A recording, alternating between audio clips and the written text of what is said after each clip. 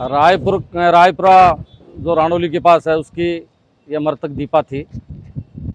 नाइक समाज से ये हैं।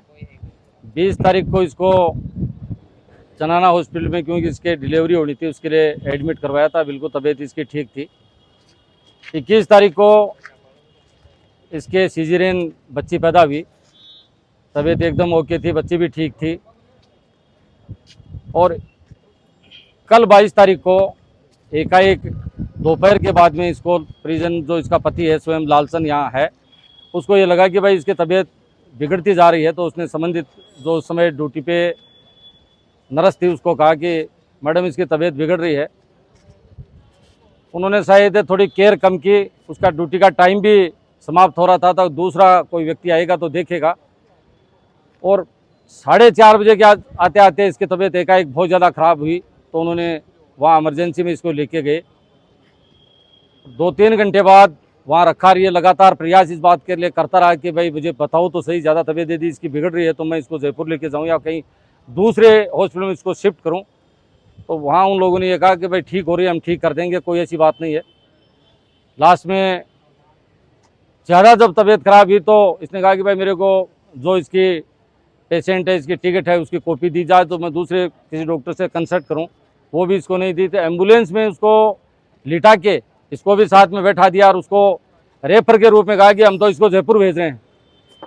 और बाजौर के पास जाते जाते वो एक्सपायर हो गई थी। और उसके बाद में उसकी यू टर्न करके वापस हमारे इसके हॉस्पिटल के ट्रॉमा में वो लेके आए और यहाँ डॉक्टरों ने उसको मृत घोषित कर दिया। कल से डेड बॉडी यहाँ रखी हुई है। सुबह से तमाम लोग भी यहाँ जमा है, परिवार के लोग भी यहाँ, इसके पति भी है, सारे लोग यहाँ बैठे हैं।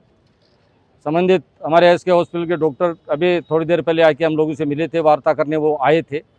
अभी जगदीश जी सीगड़ वापस आए हैं। वो अंदर कह रहे हैं कि भाई अंदर संबंधित चनाना हॉस्पिटल की टीम भी जो इसका उपचार कर रही थी वो लोग भी आए हैं। बहुत साधारण सा परिवार का ये व्यक्ति है। उससे लेडीज़ तो आज नहीं रही, लेकिन उसके एक तो 2 दिन के बच्चे और एक पहले उसके बच्चे है, 2 उनके बच्चे हैं। हम तमाम लोग निश्चित जब भी ऐसी कोई घटना घटित हुआ करती हैं, इसके लिए ये कहा भी करते हैं, देखो जिम्मेदारी संज्ञान में रहनी चाहिए। जिम्मेदारी जो व्यक्ति इलाज करता है उसकी जिम्मेदारी इस बात के लिए बनती भी है कि भाई एक तो परिवारजन जो पेशेंट के साथ आता है वो संपूर्ण जानकारी परिवार के व्यक्तियों को इस बात की दे कि भाई आपके पेशेंट की ये तबीयत इस समय ये स्थिति है, हम ये इलाज इसका कर रहे हैं। आने वाले समय में हो सकता है इसके और इलाज की, बढ़िया हॉस्पिटल में इलाज की और भी जरूरत पड़े, तो उसके लिए भी आप तैयार हैं। तो परिवारजन इस बात के लिए तैयार भी थे। कहीं ना कहीं यदि हम तो यही मान के चल रहे हैं कि भाई पेशेंट ठीक था, कोई ऐसी बात भी नहीं थी, डिलीवरी भी हो गई थी, बच्ची भी उसकी ठीक थी, सारी चीज़ें ठीक होने के बाद एकाएक उसके क्या ऐसा कारण हुआ जिसकी वजह से वो लेडीज 4 घंटे में ख़त्म होगी। और संबंधित जो, क्योंकि सबसे बड़ा हमारा इस शेखावाटी अंचल का सबसे बड़ा जो जनाना हॉस्पिटल सीकर का है, और वहाँ कोई आज व्यक्ति कोई उपचार करवाता है या वहाँ डिलीवरी कराता है और वहाँ उसके बाद में कोई व्यक्ति की ऐसे कोई घटना घटित हो जाती है, तो कहीं ना कहीं ये संदेह की स्थिति में रहती है।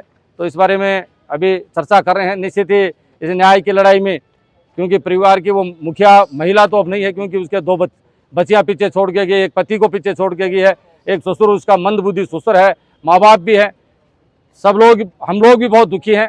इस न्याय की लड़ाई में क्या आगे बातें होती हैं, क्या चर्चाएँ होती हैं, बैठ के चर्चा भी करेंगे और इस परिवार को न्याय मिले। इसकी पत्नी को तो हम वापस नहीं ला सकते, लेकिन यथासंभव जो प्रयास हमारी ओर से होना चाहिए, मैं तमाम लोगों से भी कहना चाहूँगा और विशेष तौर से हॉस्पिटल के उन डॉक्टरों को से भी कहना चाहूँगा। हमारे क्योंकि मेडिकल कॉलेज है, यहाँ मेडिकल कॉलेज का सुप्रिटेंडेंट बैठता है, यहाँ इसके हॉस्पिटल का पीएमओ बैठता है, जनाना का भी बड़ा हॉस्पिटल बैठा है, उसका अधीक्षक वहाँ बैठता है। तमाम लोग इस बात को संज्ञान में लें। ऐसी घटनाएँ बार बार घटित होते हैं। कहीं कभी कोई प्राइवेट हॉस्पिटल में कोई महिला खत्म हो जाती है, कहीं कोई सरकारी हॉस्पिटल में कोई ऐसे महिला खत्म हो जाती है। हम लोग जब आते हैं तो उनको ये लगता है कि ये लोग हमारे खिलाफ आते हैं। हम लोग किसी के खिलाफ नहीं आते, हम लोग तो न्याय की लड़ाई में जो पीड़ित पक्षकार होता है, निश्चित ही ये घटना जिसके साथ घटित होती है उसको पता चलता है कि परेशानी क्या होती है। ये परेशानी आज इस लालचंद को पता है कि भाई आज इस परिवार पे कितना बड़ा वज्रपात टूटा है।